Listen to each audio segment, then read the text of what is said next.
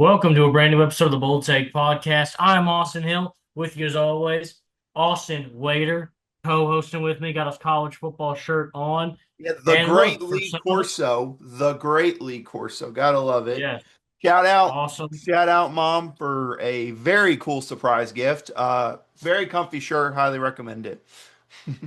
Yeah, awesome look. Obviously, the great Lee Corso leaving us this season, heading into retirement. But look, for some of us this weekend, felt good. Felt good to win one finally. For others this weekend, same old mistakes haunting once more. Um, and let's start there. Arkansas and Memphis, a 32-31 finish here. Look, the Hogs offense looks lethal this season. But this defense is not helping them out, and the late game mistakes 2 weeks in a row now. What do the Hogs do here? Besides firing Sam Pittman, I don't know if there's much else you can do to fix this team right now.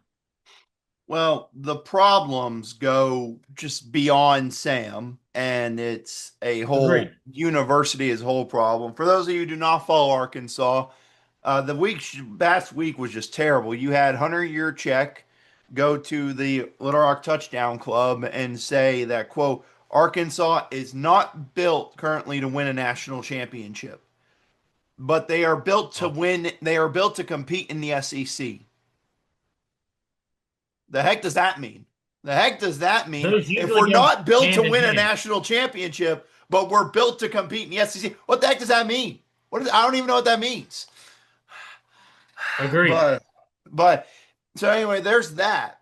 Then you go into the game, and I went into that game saying, listen, offense should be good. If Arkansas can stop Memphis's run game, they should be able to win comfortably. Because I'll be honest, Memphis couldn't throw the ball. Brendan Lewis, I'll say this dude cannot throw the football. I was like, okay, if we make him throw the ball every single down, this game will be over quick. And they were up 28-10, and it felt like it was going to go that way, and things were going to be fine. Then you had Taylon Green in the second half just make some poor decisions. I love Taylon Green. I support Taylon Green.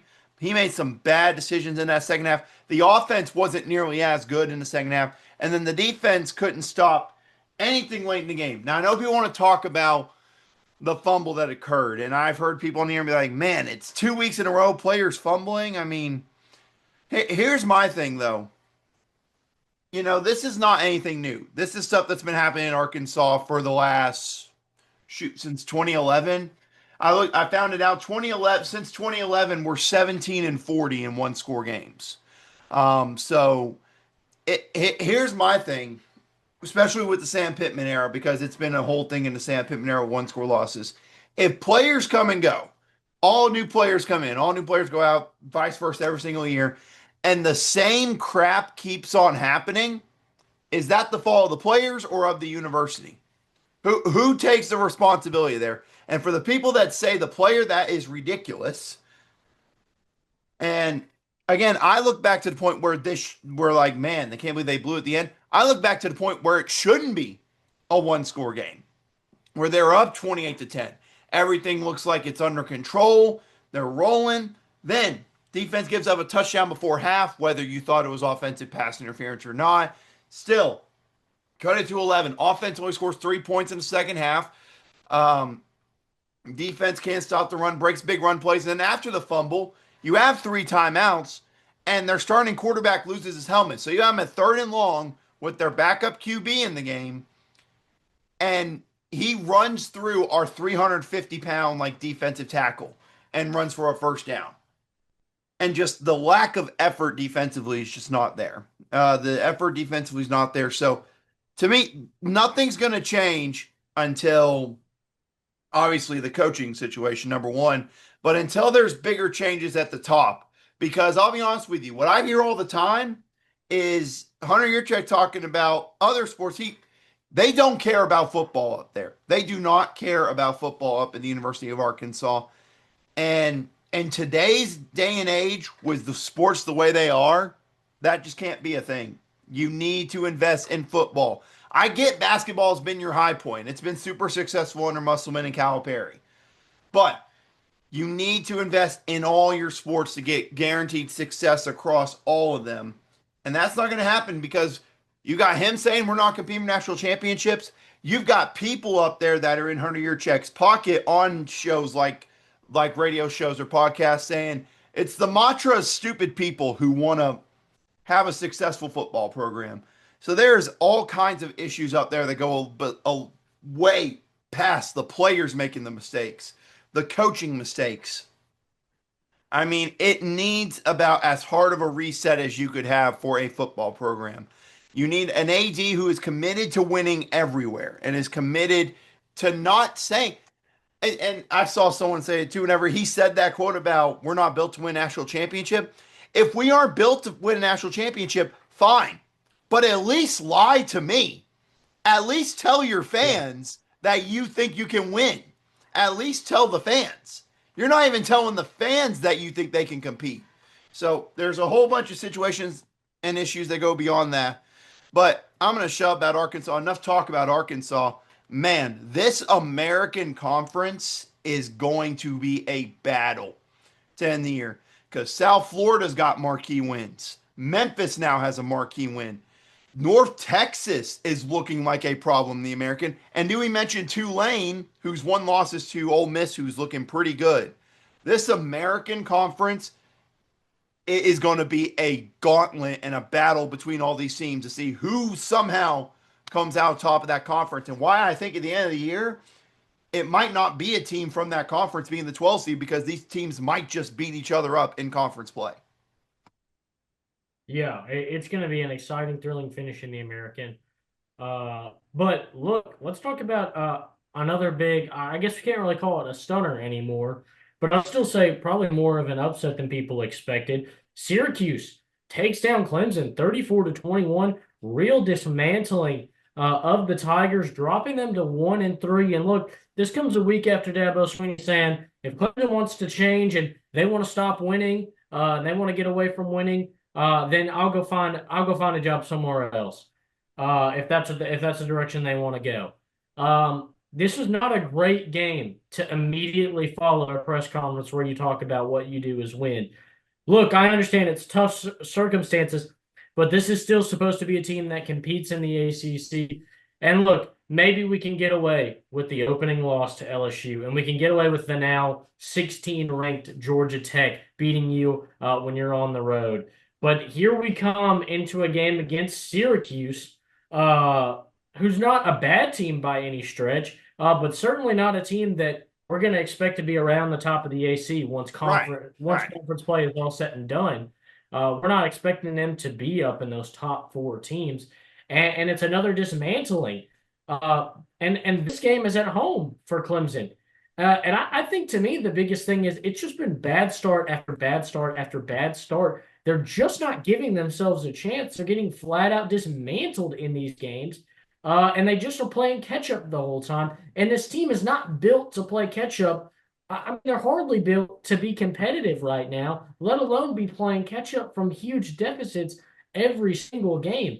So, look, we've had our talks about Dabo the last couple of years, but I'm just sick and tired of the overconfidence and the everything's a brag with Dabo Swinney. I'm a winner. We don't lose at Clemson. I don't lose at Clemson. We're contenders. When are you going to step up and take some accountability that we're playing bad right now? And my decisions over the last couple of years to not bring guys in from the transfer portal and just keep the same old around and trust these guys to develop is just not working. Either the guys you've invested in are wrong or there's something going poor, very poorly at the University of Clemson. I'm sick of hearing I won. You won in 2014. It's been 12 years. When is Clemson going to win now in the modern era of college football? When is that going to happen? And that's what I'm waiting for from this Clemson team is some accountability for somebody to step up, whether it's an AD that steps up and says, maybe we need to go in a different direction at head coach, or it's Dabo Swinney stepping up and saying, my bad, I'm going to be better. But this I used to win stuff is getting old fast. Yeah, and then not to mention you have the press conference where he's like, why are our expectations different than other people? Because you had the success. You talked about you win all the time. There's why people hold you to a different standard. And then he goes into saying, we might suck this year and go 6-6. What? Why? Again, it blows my mind the things people say at press conferences. But nonetheless, again, Clemson's talk is different from all these teams, the rest of the teams in the country, because we sit here and we say, well, this was a team put together in the transfer portal. They're still learning how to play together. We have that excuse with most teams around the country. This is all homegrown. This has been building for the last couple of years, and it's still not winning. So I said, either the recruiting is the issue, you're not recruiting the right guys, or something is severely wrong with your coaching staff talent development. I mean, I'll just say it like this. I get that you lose a great coach in Brent Venables to Oklahoma. I get they have not even been anywhere close to where they've been as a program since he has left. And, I get losing an assistant coach like that leads to a couple of slow years. I get that. But again, the mantra being how public you are in saying we're not doing it the way everyone else is going to do it. We're doing it the way it's meant to be, as he would say there. And it's funny he talks about it. One of the few transfer portal pieces that you got is actually one of the few good things on your team. Your defense, pass rush, a couple guys from the portal have been great for you. And then you have the rest of this team.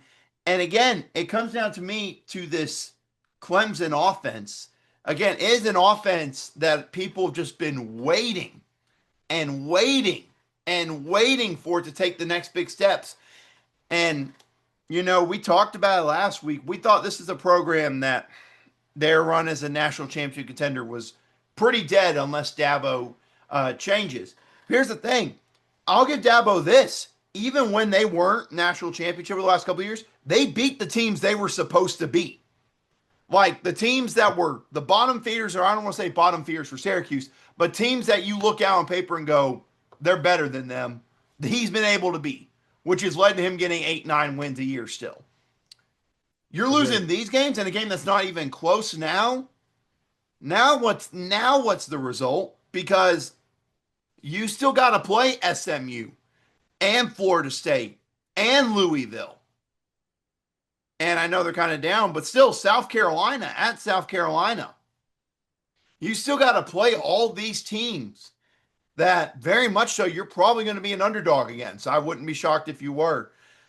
But it's just a disaster now. Like I said, Dabo, either Clemson needs to have the talk with Dabo and say, listen, we appreciate everything you've done. We need a coach that's going with the modern era of college football. Because, again, like every time I say it, Nick Saban didn't like where it was going. So he retired. He didn't like where college football was going and left. That is perfectly fine. You are more than capable of doing that, and your legacy is still intact. So either he needs to come out and say, my bad, we are going to invest and become the new face, because a lot of players would come to Clemson because of their past success if they really invested in it. But with that being said, man, Fran Brown, what he's done at Syracuse in a short time, hats off to him, credit to him. It sucks that Steve Angeli's out for the year with the Achilles injury, because he played great. But man, Fran Brown, I tell you what, Syracuse better enjoy him while they can, because with what he's done in a short time, it won't be long before a big name school sees that and takes an opportunity on him. Man, just could Clemson pick up the phone, seeing what he's been able to do with the transfer portal? Say Dabo Sweeney does one out. Arkansas, give Fran Brown a call, please. Say they want to go a different direction. Well, this is the guy who's clearly shown he's capable of using the transfer portal to build a great team. It's all out there. But let's take it over to a game, my bet of the week. TCU, SMU. This was a thriller. We came You were so close. Just so close to being over. This was the kind of offensive outburst I was expecting from these two teams, though. 35-24 finish. TCU moves to 3-0. SMU falls to 2-2. J.J. Hoover looked awesome. 379 yards, 5 passing touchdowns. He did throw the interception, but still, just slinging it all around the field. Feels like a little bit of that old school TCU air raid offense and that old school Big 12. feels like we really might be starting to see an offensive superpower develop here in college football. And it even kind of shows shades back to that national championship contending team just a few years ago. Feels like TCU is back on track after a couple of hiccups the last couple of years. Yeah, it feels good. This is the kind of consistency we expected from TCU after they made that national Yeah. championship run. Like we expected this on a yearly basis. And again, I'll say it about SMU. SMU is an extremely talented football team, just as good as they were last year. But they are playing such different level of competition compared to what that schedule was last year. That is what And it is as a whole because they have played Baylor, who we've seen is a clear offensive power, and now TCU, who we see as clear offensive power. Their next game is against Syracuse, who we just got done talking about. They still got to play at Clemson, who listen, we know it, they're 1-3, but you still got to win in Clemson. You still got to play Miami, and you still got to play Louisville. You avoided all those teams on your schedule last year. So it's not that their talent level is just way down from last year. It's just a different level in scheduling. TCU, man, I tell you what, obviously there's another Big 12 matchup we're talking about here in a little bit. But man, we talk about we don't know what to expect with this Big 12 every year. We got two Texas teams at the top of the Big 12, and neither of them are from Austin. What a yeah. what a beautiful turn this Big 12 has taken because this TCU offense looks like a problem. Yeah, and to your point about SMU, you talked about this is different schedule than they played last year. But even last year, I think they started off with the two losses in the first 4 or 5 games, They and then were lost to able to kind of BYU. I remember the BYU loss, and everyone's like, "Oh, they lost to BYU." And then halfway through the year, we're like, "Man, I can't believe they almost beat BYU." So it's like, it's like that. I think we could very well be having the same conversation. I don't know if it'll be enough to get them into a college football playoff. But look, we talk about Baylor's been pretty good this year. TCU is in the rankings now. Look, we're looking at the two teams that they have beat are probably going to be teams hanging around that top 25, top 35 teams come the end of the season. When we look at how the talent depth. So again, we could be looking at sure maybe SMU doesn't make college football playoff, but we might be saying again, putting some respect on that schedule and saying, look at the tough teams they played, and look how close they were with Baylor in an overtime game. And then look, they were just a few plays away against TCU. But that other Big 12 matchup you're talking about, we got an awesome game where we really found out a lot about the Big 12 this year. Number 17, Texas Tech, taking down number 16, Utah in incredible fashion. 34-10 victory. And Texas Tech did it on the back of two different quarterbacks in this one. My gosh. I mean, hand up, I'll say it. Guilty as charged. I was completely wrong about this game. I'll gladly admit that. I will gladly put my hand up and say that's my bad on that. But I'll just go ahead and say it for starters, Austin. We talked about the amount of talent that Texas Tech has put into this defense in this NIL era and through the portal. We saw it on Saturday against a solid Utah offense. Held them 4 for 16 on third down and fourth downs. Forced 4 turnovers, 4 tackles for loss. Got a sack. We're constantly getting pressure on Devon Dampier and causing turnovers in this game. And then the crazy part, like you mentioned, this was a one-score game in the fourth quarter with Texas Tech up 13-10. And you have the backup QB and Will Hammond who's coming out there and just throwing dots, making the big throws down the field, not afraid to make the throws down the field, and just blew Utah out of the water in this game. And me and you point out, everyone's seen it. We said in the preseason, on paper, entering the season, this was the best team in the Big 12 because of the amount of stuff they invested in the portal and in NIL. And now we're seeing it on the field. And again, the crazy part, Austin, they're not even close to what they can be like yet because we're only 4 weeks into the season. They're not even close to what we could see them be at the end of the year. So, man, I'm looking forward to seeing what's happening in Lubbock. And for Utah, you're close. You were close in this game, but the offense was making the mistakes, and eventually the dam just burst in this game. And that's exactly what happened. You have so many lapses and so many opportunities that you don't connect on. Texas Tech, a good team's eventually going to make you pay for them. So credit to the Red Raiders, the new favorites in the Big 12. Yeah, and look, you talk about, excitement, what they could be this season. Look, this team is a pretty young team as well. What Yes. could this team be next year? And adding more pieces through the portal. It, And I mean, you're like, seeing the recruits they're getting too. They're getting 4 stars and 5 stars left and right over these next couple of years because, unlike other programs, they have gone all in on this new era. They're like, listen, and it's not just in this sport. I mentioned softball. Nyjah Kennedy paid her over $1 million to come to Texas Tech. They made the Women's College World Series championship. Basketball was a few seconds away from the Final Four again. They're becoming all program, all school thing with all their sports. It's getting really dangerous for other teams to try to compete with them. yeah, they made a huge investment. I talked about this last week, and we talked about this game. The investment to the NIL collective for this university has been incredible. They've embraced it head on. And look, this is going to be one of those teams that when we look back in 10 years and we see the way programs are changing when they operate, we're going to say, hey, Texas Tech was at the helm of it. They got ahead of it, and they're setting the tone. All the success they've had, this is just going to encourage more teams and more alumni, more people who want to support their universities. Hey, this is the way. This can work. If you put together an organized effort, you can build a team with this new NIL And opportunities. and that's And man, they're doing a great job. and that's something I bring up whenever I talk about with Arkansas. When they're like, we're not built for a national championship, I'm like, Texas Tech wasn't built for a national championship a few years ago. And now look at them. Now look at them making the big jumps. It is possible for all these teams. If you get the right pieces and everything to work out, it can happen for any team. And we're seeing that with the Red Raiders. Yeah, I completely agree. We're seeing a completely new look and look and just kind of solidifying their of NIL, it feels like.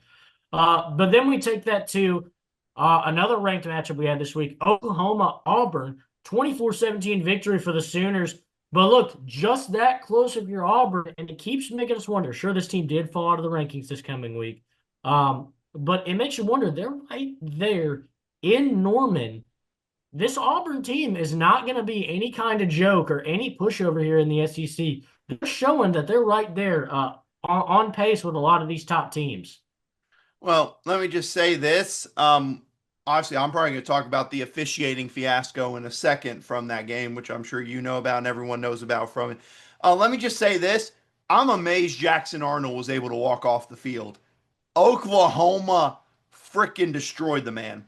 I mean, double digit sacks, 10 sacks in this game. That's more than like 90 teams and 90 to 100 teams in FBS have this entire season.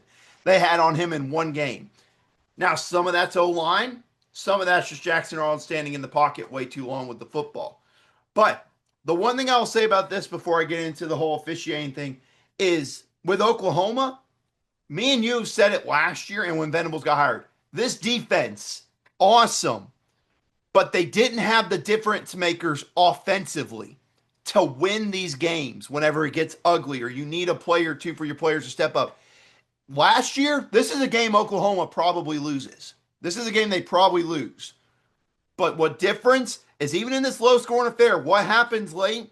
John Mateer leads a great drive down the field, some big throws, huge touchdown run.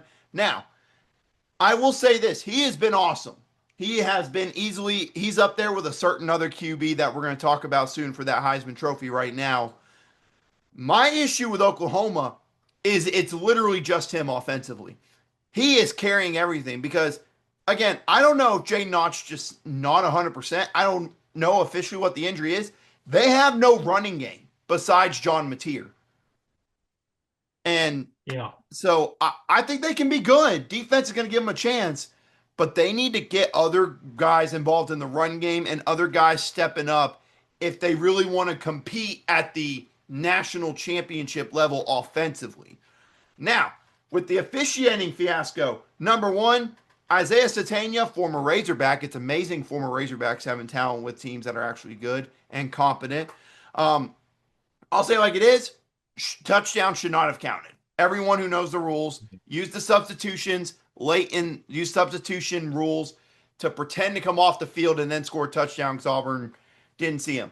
That should not have counted. It was an illegal play.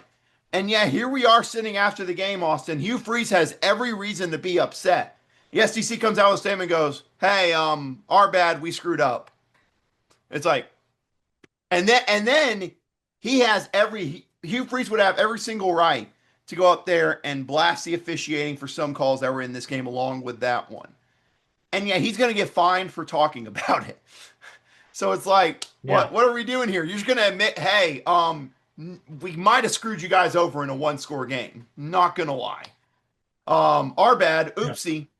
Hey, don't talk bad about us to the media, okay? So there's that, and that hurt Auburn. But again, I will say this: stats don't lie with 10 sacks. Um, I'm not saying Auburn would have won with those penalties, but 10 sacks doesn't lie. They made Jackson Arnold's life a living nightmare in this game. agreed. Then we've got Ole Miss Tulane, where the Rebels take it Woo. 45-10. And look, as good as this Tulane team looks, they weren't quite on par for this Ole Miss team, who had a really, really big performance against a Tulane offense that can be really, really powerful. Oh man, this is interesting here. I mean, me and you both thought we didn't think Tulane would go in and win. But I think me and you, and I'm sure a lot of people in the country thought, okay, they could keep this like close for a while, and then maybe it's Ole Miss pulls away at the end and wins by like 17 points, something like that. Freaking destroyed them. They dominated them in this game defensively and were able to run the football all over them. Uh, Trinidad Chambliss, shout out to him. My gosh, what a game he had in that game, dominating for Yeah, them. Um, this is interesting for Ole Miss. They look really, really good. And the crazy part is they now have two quarterbacks. Lane Kiffin has two quarterbacks when in doubt that he can confidently run that offense and have success with. And if they can run the ball like they have so far this year, along with that, I give them a chance against anybody they play the rest of the year. And I mean anybody. So when they play LSU later this year, when they play Georgia later this year, when they play at Oklahoma, it gives them a chance against anybody they play the rest of the year. And for Tulane, let's say it like this: you ran into a juggernaut. Let's just say it like this: Ole Miss just flat out looks really good. I hate saying that, but like I said, this American Conference with them, Memphis, South Florida, and North Tech, I can't wait to see how this plays out because I genuinely have no idea who's coming out on top in this American Conference. It's going to be awesome to watch. But Ole Miss, oh man, they look like a problem so far. agreed. Then we've got our big clash of the evening, a battle of two Big Ten teams trying to prove themselves here in the rankings. And look, Indiana, they get their big marquee win that they did not have last year. They got drew criticism after the college football playoff when they lost in the first round. And people said maybe they didn't deserve to be in there. The only two ranked teams they played, they lost against. So who even cares? Even though both of those teams went on to play in the national championship. Um, in this game, they get number 9 Illinois. They get them at home, and they go 63 points on one of the best defenses in the country. 63-10.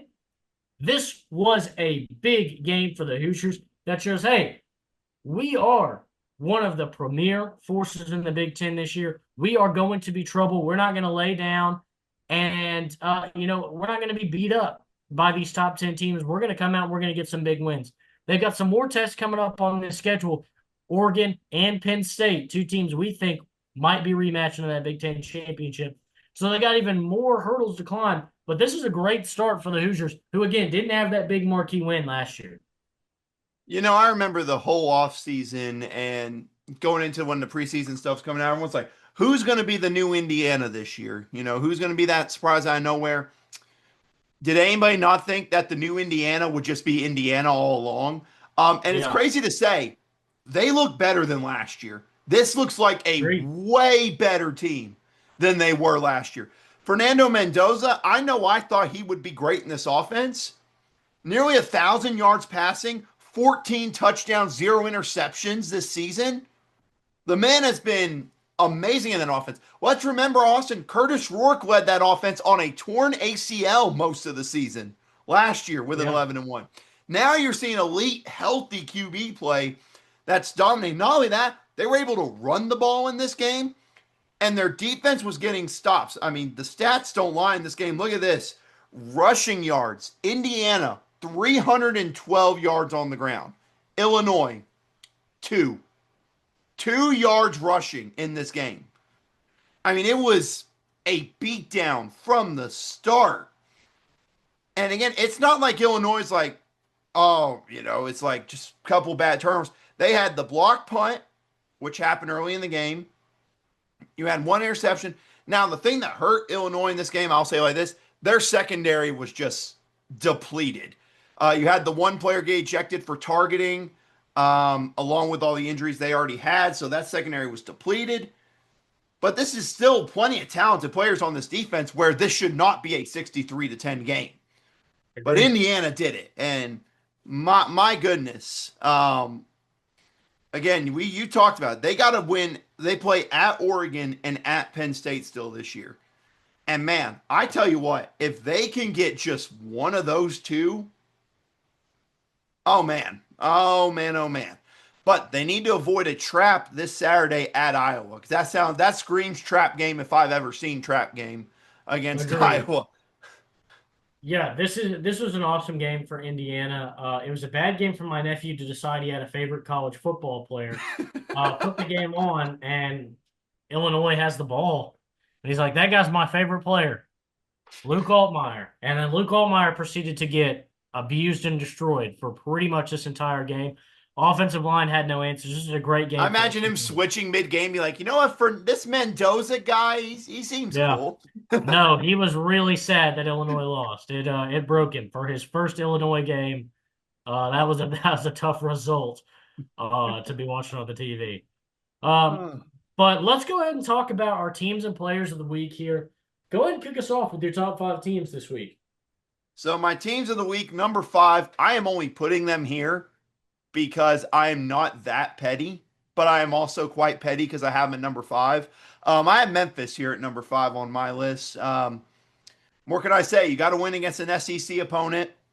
You are entering conference play undefeated, just like some other teams in this conference. I look forward to seeing what they do the rest of the year. Number 4 is Michigan. That game against Nebraska, the final score doesn't tell the full story in this game. They dominated Nebraska on the ground. They handled business.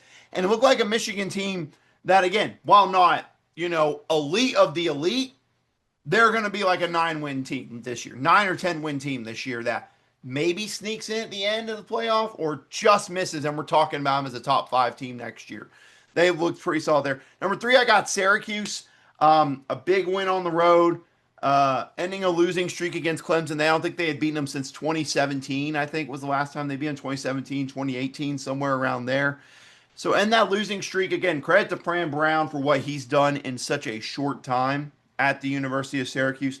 Number 2, I had Texas Tech.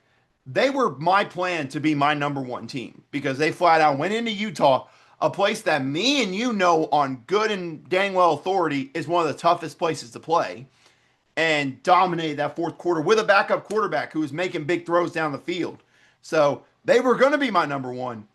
And then Indiana happened on Saturday night. Anytime you win by 53 against a top 10 opponent, I think it's safe to say you might be on our team of the week list. Indiana just flat out Yeah. dominated in every facet of the game. Special teams, defense, offense, running the ball, passing, it didn't matter. They flat out dominated easily. They were the team of the week to me. I like that list. Got a lot of the same teams over here. At number 5, I also had the Memphis Tigers. Look, I like this win. It's against an SEC opponent. It's a big win for them. But my big drawback here is it is still Arkansas. Look, they've had a good offense. The defense hasn't done as much as they probably would have liked. This was like the exact situation Arkansas did not want to find themselves in. At number 4, I went with Syracuse. Awesome win. It was a blast to see this team go out and pretty much destroy Clemson. And just always waiting every, Saturday night and Sunday morning to hear what Dabo Sweeney's got to say next as the list of excuses continue to pile up. Is always a treat of mine. At number 3, I put the Oklahoma Sooners. Look, like you said, this team got a ton of sacks in this game. Really dominated defensively. And even though the final score was close, they get a win at home against a ranked SEC opponent and continue that march to what is slowly looking like a college football playoff campaign, whether they win this SEC or not. Uh, at number two, I went with Indiana. Look, it was a big rout against the number nine team in the country. My biggest gripe with it was this team was a little bit more unproven to me. Illinois, I think, is a good team. I think they stand a very real chance to be competitive in the Big Ten and to hang around in the rankings for the rest of the year. But we just haven't really seen them play anybody too big. Just like Indiana, this was their first big game of the season and a big clash. So just kind of taking it with a grain of salt. We haven't seen this Illinois team uh, at its very best, and in its first challenge, they lose 63-10. So at number one, I went with the Texas Tech Red Raiders. Feel like Utah's a little bit more proven this year. We know a little bit more about what we're getting out of this Utah team, and for Texas Tech to come out and win the way they did, and really just kind of rise to the occasion for me. We talked about this team maybe being a little bit too young right now, even though they're starting to build something great. Have all the pieces come together, and they have so far to put them near the top of that Big 12 and competing for a college football playoff spot right now. But when we look at our social media polls, look, we had a lot of indecision. Syracuse, Indiana, and Oklahoma getting votes on Instagram. And on Twitter, we had Indiana and Syracuse collecting votes. But look, it all came down to how many polls can you win? In this case, 1 point finish. Our second place runner up, the Indiana Hoosiers, to make our team of Wow. the week, the Syracuse Orange. Wow. Yeah, Okay. the Wow. sheer volume of polls that Syracuse either won or tied on really helped propel them to that 1 point victory.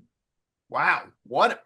Wow. That is stunning. I can't believe that. That is Yeah, incredible. Hey, congrats to Syracuse. Again, it's a big win. What Fran Brown's done there is incredible. If he wants to do that at the University of Arkansas to replace a certain coach, I am not complaining. But nonetheless, congrats to Syracuse for Team of the Week. absolutely. Now swinging over to your top five players of the week. So top five players had a couple here. Number five, I had to include somebody from that Oklahoma defense. I mean, 10. I could have just had number one Oklahoma defense as my as my Yeah, player of the week, but I didn't really think that was there. I went with Jane Jackson. He had 2.5 sacks in the game. One of the few menaces on this Oklahoma defense. Number four, I want to tell you about a back that is arguably the best in the country right now, Ahmad Hardy at Missouri. You all know me as a man who is not a fan of the University of Missouri at all. I cannot stand that university. But Ahmad Hardy is a freaking problem. I will tell you what. 138 yards against this South Carolina defense. Had him in this list earlier this week. I'll tell you this, if Missouri keeps on going the way they are, this guy might be a contender for our Michael Penix Player of the Year if he keeps on putting up the numbers he's been putting up. He looks awesome. Next up for me, and number three, interesting one. I've got Eric McAllister from TCU. Just a simple, just a light 8 catches, 254 yards, 3 touchdown game. Something light, as they yeah, say. Flat out dominate against SMU in the last game of this rivalry for the foreseeable future. I hope they figure out a way to keep this rivalry going. It's a fun agreed. rivalry between these two. But he flat out dominated. I mean, 254 yards, 3 touchdowns on just 8 catches. Pretty good day. Number two, had to put my guy, my Heisman, and one of the top guys for the Heisman, John Mateer. Again, he is doing everything for this Oklahoma offense, and it is leading to them having the success they are having. I need someone to help him out before things get out of hand there soon. But he's doing everything he can right now, so I had to put him on the list. But number one, as far as I know right now, as I saw the odds last night, the new favorite for the Heisman right now, Fernando Mendoza. Um, I said his stats for the season last earlier, talking about 14 touchdowns, 0 interceptions. I'll talk about what he did on Saturday night at least, since I talked about the season stats. 21 of 23, 267 yards, 5 touchdowns, 0 picks, averaged 11 yards per throw. Again, me and you talked about with Curtis Rourke, what he meant to this team last year, and he wasn't even 100% healthy. Now you have a 100% healthy, elite young quarterback in this offense. And to put up numbers like that, I mean, come on. He had to be number one. Yeah, Indiana looks like a tough team to beat right now, and Fernando Mendoza is a big part of it. At number five, I went with Jalen Husky, defensive back out of Maryland. Look, this guy had an interception, returned for a pick six, and he had 8 tackles. That's a lot for a DB. Knocking on the doorstep of double-digit tackles. This guy was making big plays for Maryland in that win over Wisconsin this week. At number four, I put Josh Hoover, the quarterback for TCU. Look, knocking on the door, 400 yards, 5 passing touchdowns. I love to see some big quarterback numbers games, so I had to give a hats off there. At number three, I went with Jeremiah Love. Finally getting to put Jeremiah Love on the list was nice for me. After 2 weeks of losses, even though both those games he had pretty big moments, and the week before last he had a huge game, even though we ended up losing to Texas A&M. So to finally put him on the list, 157 yards, multiple touchdowns, was against a Purdue team, but just to get Jeremiah Love on the list at least once this year, just an awesome performance from the best back in college football right now. At number two, guy who was number one on my list last week might find himself a mainstay in my top five if he continues to play like this. Trinidad Chambliss. Look, this guy's playing unreal football. And look, last week against Arkansas, he did a lot of more running and scoring rushing touchdowns, even though he threw the 1 passing touchdown. This week he did a lot more passing and still was effective running. If this guy can continue to be this dual threat weapon, I don't know why Lane Kiffin will want anybody else running this offense right now, even though knowing how great Austin Simmons is for this team. I just don't know why if it ain't broke, don't fix it. Let Trinidad Chambliss have some fun out there because clearly he's making an impact for this team. But at number one, like you said, just an undeniable performance this week for Fernando Mendoza. He's got to be the number one player. And as we go to the polls, we're going to see that everybody else agreed. Look, Mendoza wins a poll on Instagram. Mateer wins one. But on Twitter, it was all Fernando Mendoza, making maybe the easiest player of the week pick so far. Fernando Mendoza of the Indiana Hoosiers. This guy is our player of the week. I just want you to picture where we were in college football 2 years ago, Austin. Man, 2 years ago, college football. Did you picture 2 years down the road, we'd be looking at an Indiana QB, not only as our player of the week for winning a top 10 game by 53 points, but also as the new Heisman Trophy favorite? I know. Maybe if you told me Michael Penix was going to transfer back as like an eighth-year senior to Indiana, I might have believed that. But otherwise, I don't know that I would have believed that story. Oh, man. But what a story for him. Again, he was awesome at Cal last year. Yes. Now he's at his place that believes in winning and has bought in under Kurt Signetti. And again, I tell you what, if they get one of those games between Oregon and Penn State, if they just get one of those, they're going to be in the playoff again. And I'll say it, they get in the playoff this year, it will not be a repeat of last year. They're going to get somebody in the playoff if they make it again. They're going to get somebody. Yeah, absolutely. Let's take a look at that AP poll now, where we had quite a bit of shakeup. Starting out with our top 10, Ohio State remains at number one, but at number two, Miami jumping up 2 spots. Penn State and LSU both slide down one to be 3 and 4 respectively. At number 5, we got the Georgia Bulldogs staying put, and number 6, Oregon does the same. But at number 7, Oklahoma soaring up 4 spots, and 8, Florida State dropping down a spot. Number 9, A&M sneaking up to that number 9 spot, and number 10 is Texas, who drops down 2 spots. How do you like the look of this top 10 with a little bit of shakeup? I think they may have made some good decisions here. I think so as well. I still believe Miami should be number one. I have not seen a better, and I mean that to no disrespect to the other teams. When we're looking at resume and what teams have done this year, I have not seen a better team so far this college football season than the Miami Hurricanes. So my eyes, they should be number one. I get dropping Penn State, LSU back. I'll be honest with you. LSU, I know they beat Clemson and they beat Florida. Let me just say this. They really haven't done that much in those games. So I'm kind of worried about them going to Oxford this weekend and trying to beat Ole Miss. It's going to be interesting. I like moving Oklahoma up. I think they deserved it. Indiana should be in the top 10, not Texas. This Texas team, first of all, what in the heck is Arch doing trying that aura framing against 0-3 Sam Houston? Like, buddy, Yeah. come on. Read the room. It's not hard. And also with the season it's been, it's not hard. Read the room. But when you look at again with resume and what they've done, it's clear. Indiana, shoot, Texas Tech, several teams should be ranked ahead of Texas so far this year. And hopefully, not this Saturday, but the next, they're going to play in the SEC play, and we're finally going to get to see what Texas actually can be against the rest of the SEC. So, no issues with a lot of these, though. I really agree with moving Miami up, even though I still think they should be number one. Yeah, I'm completely with you there. I like Miami moving up.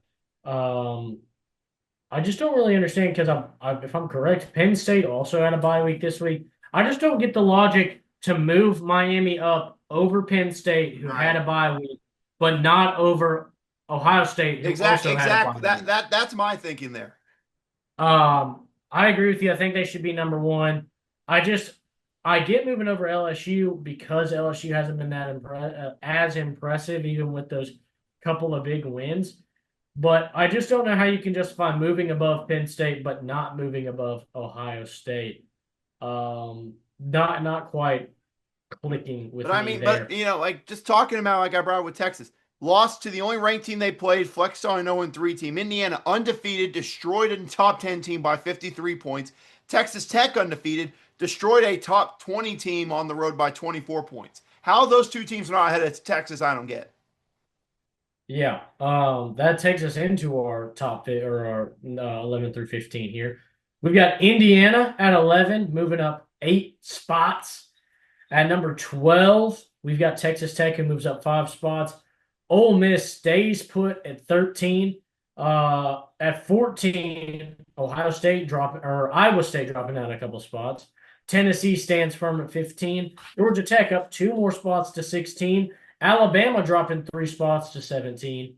Uh, I just kind of been going on a run. I'm just going to finish off the top 20 That's here. about to say, go ahead. Vanderbilt moves up 2 more spots to 18. Michigan up 2 more spots to 19. And Missouri up 3 spots to 20. Thoughts of this top 20 and how they're shaking out? I will continue to say it the rest of the season until they lose a game that they maybe shouldn't. Georgia Tech should be higher. Georgia Tech Agreed. should be up there with Texas Tech and Indiana, based on the way they play. They deserve it. And Vanderbilt, how about the performance they put on against Georgia State, dropping 70 on Georgia State?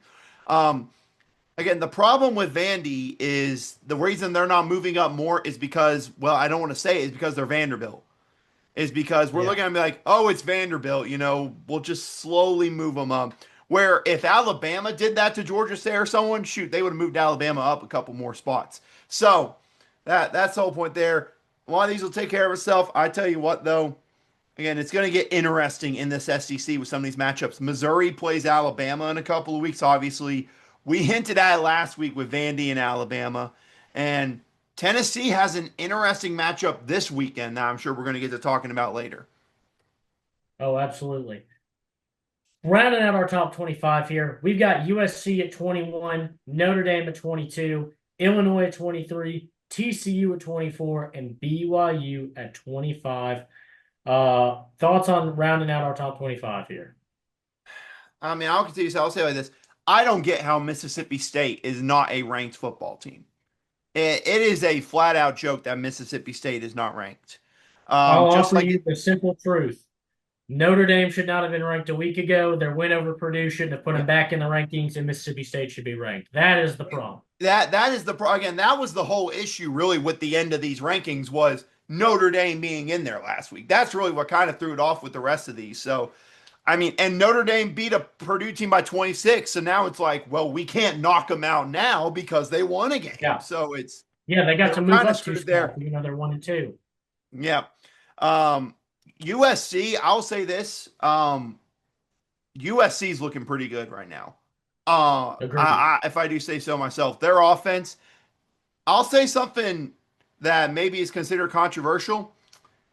Jaden Mayava looks better in this offense than Caleb Williams did at USC.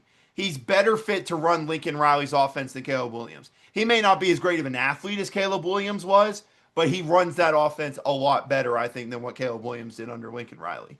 Um, I think TCU, I think deserves to be in the top 25. Same with BYU. I have no issue there.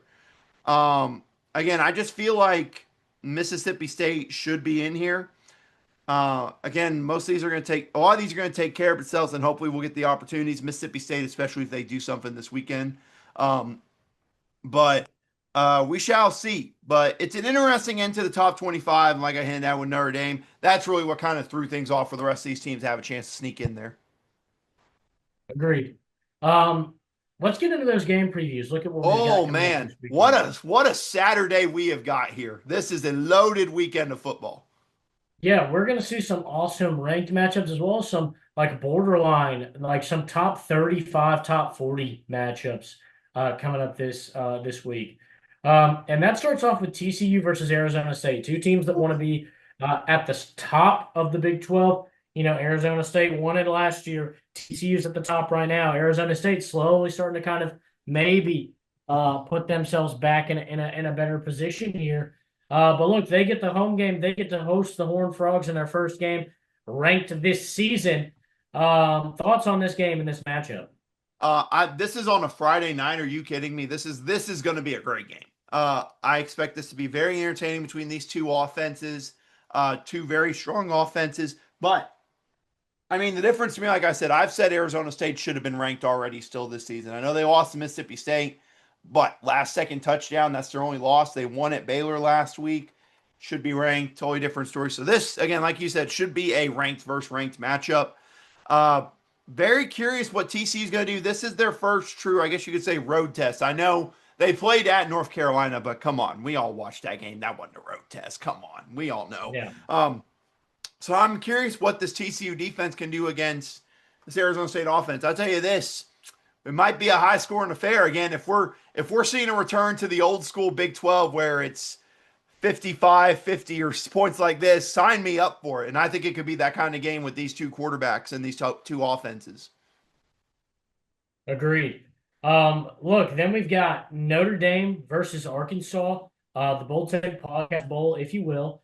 And look, you've got a Notre Dame team that finally gets to find some footing here with a big win over Purdue last week, and an Arkansas team that's been right there 2 weeks in a row, but just having those little mistakes at the end of the game that cost them. What are your thoughts on this one in Fayetteville? Well, first of all, are you going to this game? I hope you are. I wish I was going to this game, but tickets a little too rich for my blood. I've been that's to valid. Fayetteville. That's valid. I've been to Fayetteville plenty of times. I'm not paying $400 to go up to Fayetteville.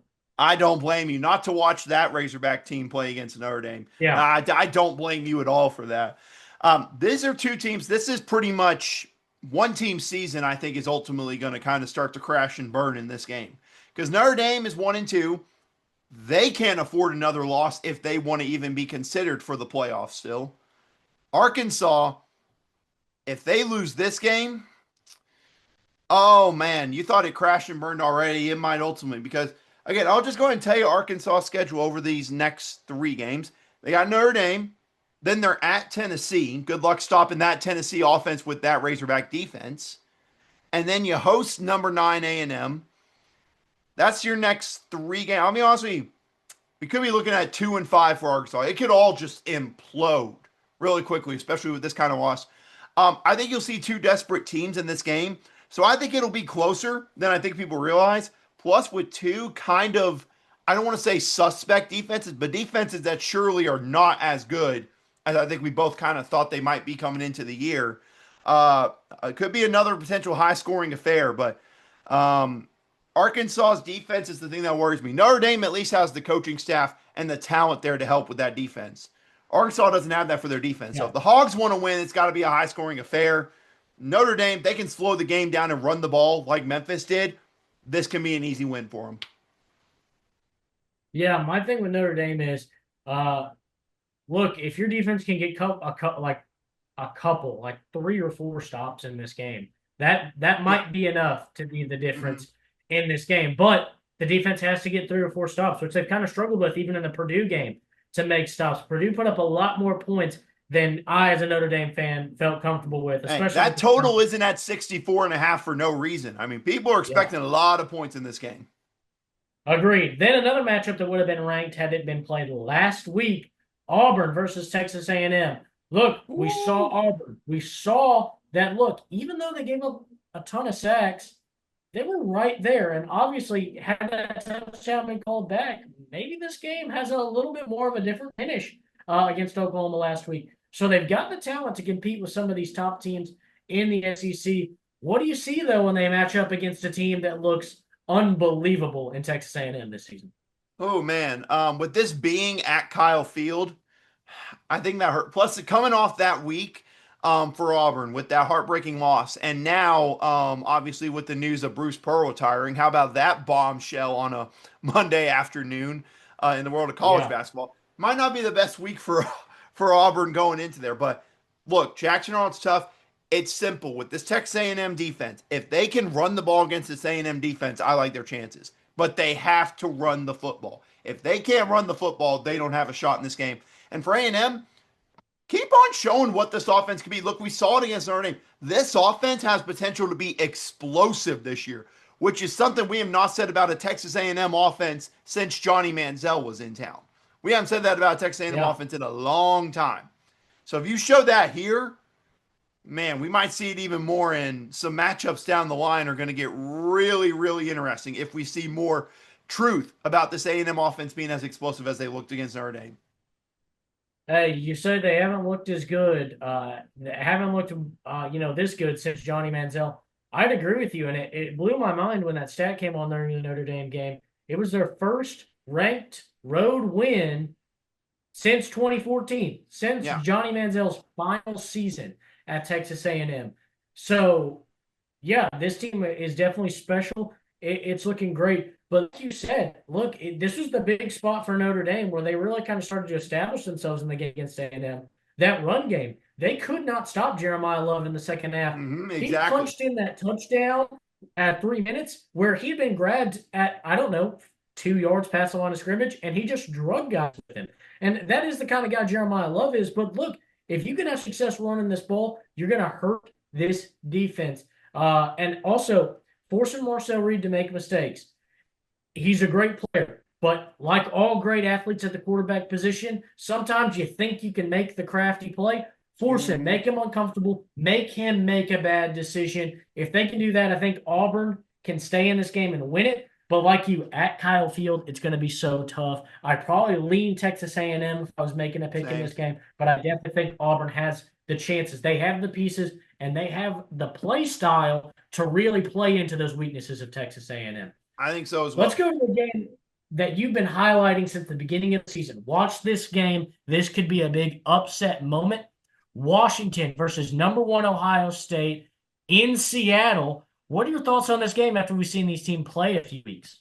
Yeah, for what he's referring to in the preseason episode of the Bold Take podcast, my biggest surprise team is this Washington Huskies team. And I said in there that they would upset Ohio State in this game.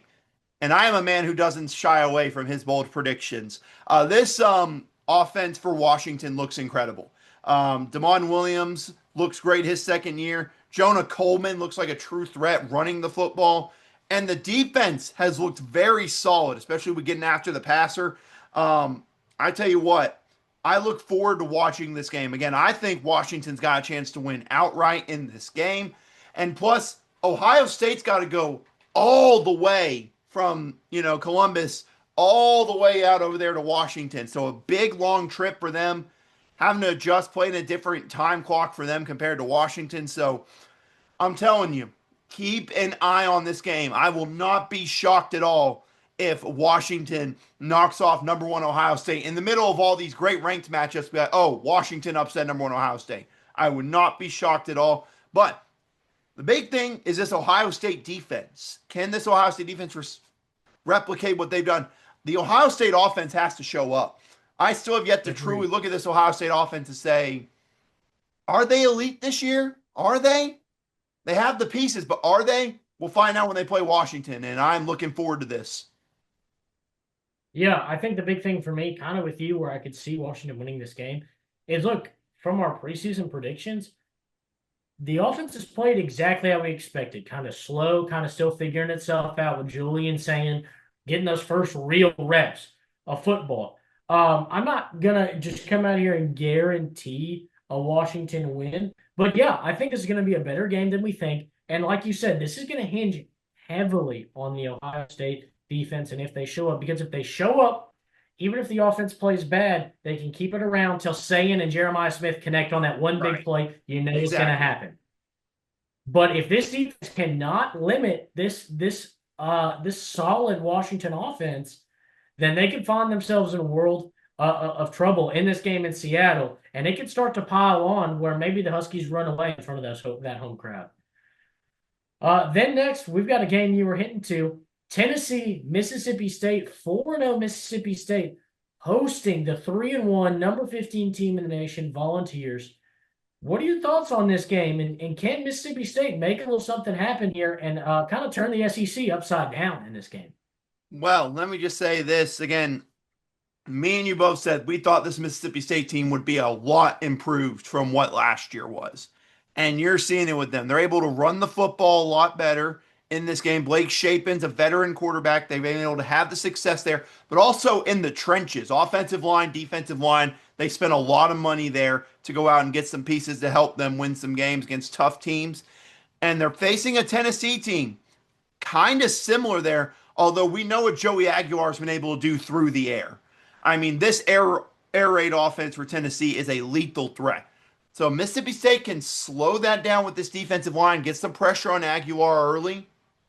We'll see where this leads. But also, Austin, let's say it like it is. I said it years ago in Mississippi State. I'll say it again. When Mississippi State is good, playing in Starkville is one of the toughest things to do in all of college football. Not just and not in college football, one of the hardest things to do in the world. It's a jam-packed stadium in Austin. I'm pretty sure every single person in the stadium has a cowbell in their hand. You can't hear Yeah, you anything in do. that stadium. So, if Tennessee's silent count offense has issues, that's something else that could play into the factor. But Mississippi State this year has the talent to pull off an upset in this game, but they got to get pressure on Aguilar and somehow slow down this Tennessee offense, kind of like Georgia did to them. Get them out of a rhythm, get them into second and long, third and long plays. You do that, you have a legit chance to knock them off and kind of let everyone know Mississippi State's back.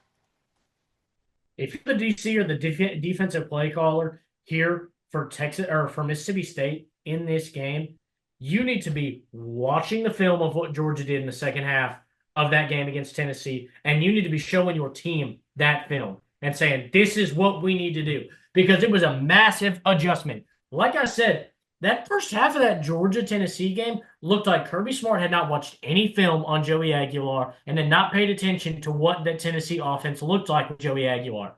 And they got beat down pretty fast, pretty early.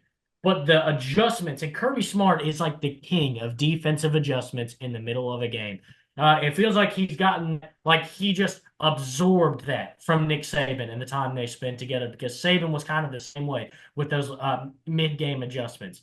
But you take that and you apply that game plan, and yeah, you're going to have a chance to keep yourself in it if you can execute. Final game we're going to be talking about: BYU versus Colorado. And look, Colorado hasn't had quite the season expected to follow up last year with a Heisman winner. 2-2 right now. But they're facing a BYU team freshly in the top 25. And this could be a stretch of playing for sure right now. Three teams in the top 25, could be four, depending on if Utah works their way back into the top 25 over the coming weeks. But you get number 25 BYU this week, number 24 TCU next week, and then number 14 Iowa State comes to town the week after. This could be a snowballing point here for the Colorado Buffaloes. If they can't start to live up to some of the potential right now, they've won the games they were supposed to win, but against Houston and Georgia Tech, they've looked flat out outclassed right now. Can they find some momentum and win this BYU game, or are we going to see more of the same from Colorado? Well, let me just say this for BYU. This is a team that me and you, before the obviously all the stuff with Retzlaff come out, This is a team we were all excited to see what they could do in this season because were so young last year with so many pieces on a team that was already amazing coming off season last year. And then it kind of feels like once he transferred, we were all kind of like just forgot about BYU and what they are. And now they're in the rankings. We're like, oh yeah, right, BYU, like they're freaking good. Bear Bachmeyer, which by the way, can I just say, what a name, what a freaking name that is. Yeah, And he wears awesome name. 47. I mean, come on, it's like the greatest thing. This BYU defense has been awesome this year. They've allowed one touchdown so far through their 3 games so far this season. Defense has been great. The offense at points I've seen kind of struggles offensively, especially when it really comes to having success consistently running the football as a whole. So if the Colorado defense can step up, I think it gives them a good chance. But this BYU defense is legit, and in a Colorado offense that has already struggled this year, it might not take much. This could be, to me, it will be a really low scoring game. And it feels like if Colorado makes any mistakes offensively and BYU can capitalize, that might be enough to decide the game, whether that's in the first quarter or in the fourth quarter. Completely agree with you there. Let's take a look at our game picks, the big games Woo! from this weekend that we got to keep our eye on. We got three really good ones. Two of them are going to be awesome SEC clashes, but let's start in the Big Ten. USC making the trip to Champaign to play a Illinois team fresh off a top 25 loss, chance to redeem themselves at home. How do you see this game going? Well, again, how is Illinois going to bounce back from that embarrassment that was on Saturday night for everyone to see there? But I said earlier, Jane Mayava, I believe he's better running this offense than what Caleb Williams was. So I'm going to give the edge to USC in this game to go on the road and win. I think they're over this last year and this past year, they're building more into a Big Ten team. They're a lot stronger, a lot more physical on the line. They're able to run the ball better.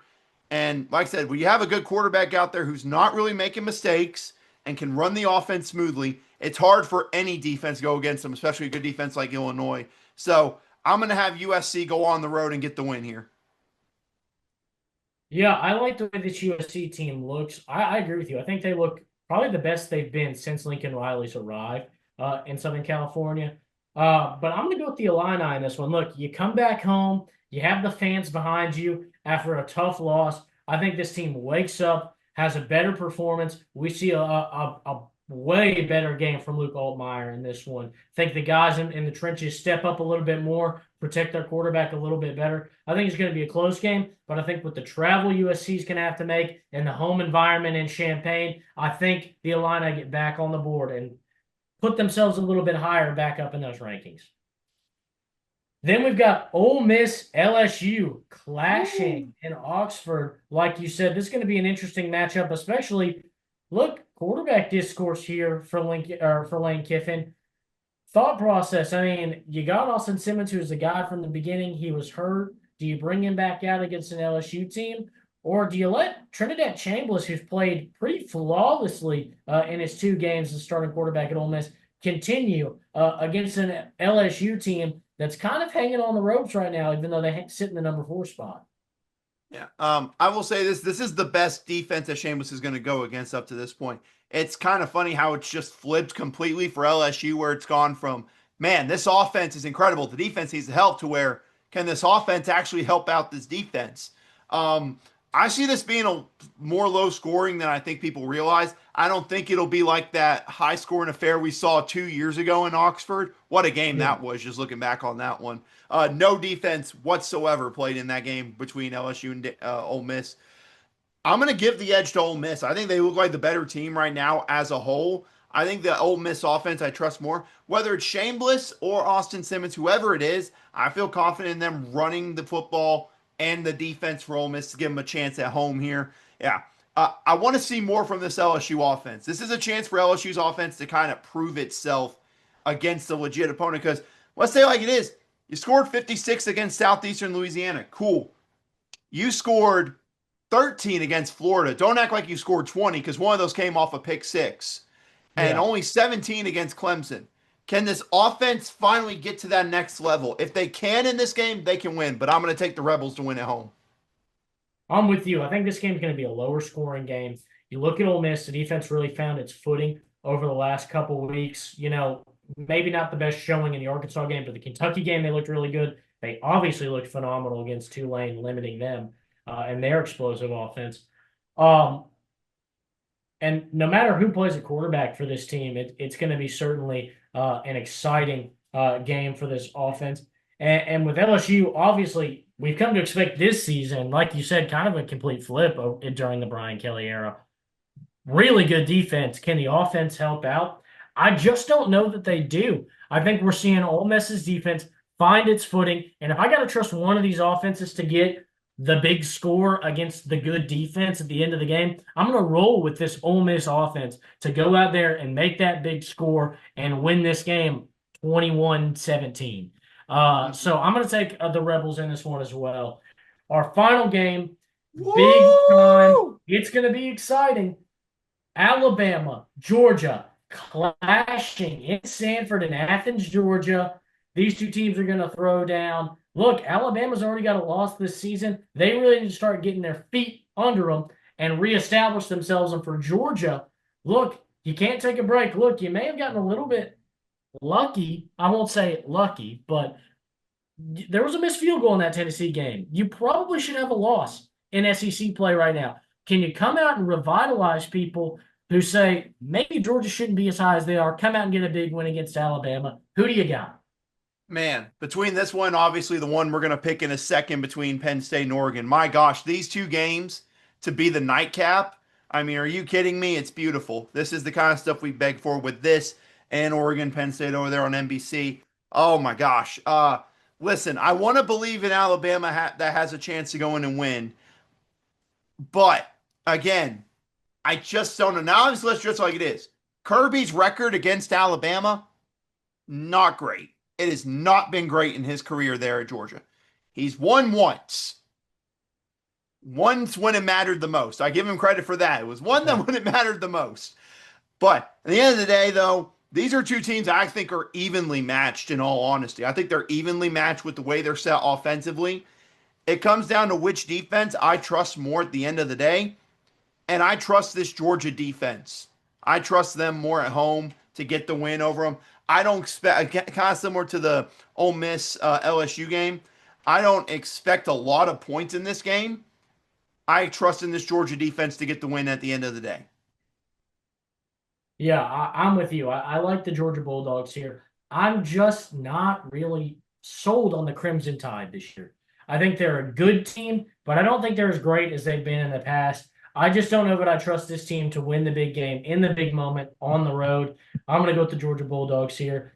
Finally, the best matchup of the weekend. Man, it's Yeah. going to be a great way to cap off prime time. We've got Oregon heading into Beaver Stadium, facing off against James Franklin and the Penn State Nittany Lions. Thoughts on this game? Who you got winning? Oh, man. We live for these matchups. Now, let me just say, on a fully frank and honest thinking here, based on what I've seen this season in this game, Oregon has looked like the better team by far. Oregon has looked like the better team by far in all facets of the game.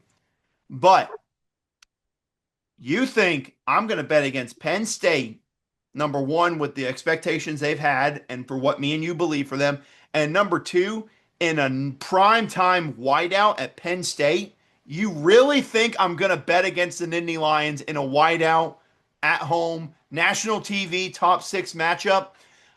To quote a show, boy, have you lost your mind? I'll help you find it. It's just not going to happen in my mind. Oregon is the better team, but that environment, I have to go with Penn State in this game. If Oregon can go in and win this game and win it in comfortable fashion, I will just say this. They should be up there with Miami and those two being the best two teams in the country if they can go in and win in this environment. Yeah, I like Penn State in this game at home, like you said, wide out environment. But look, sure, Penn State really hasn't played anybody too notable to start the season. Neither is Oregon, though. And I think kind of the difference for me in the two teams is that, like we talked about kind of all year, this Oregon team is a lot younger, though it's talented and built in the transfer portal.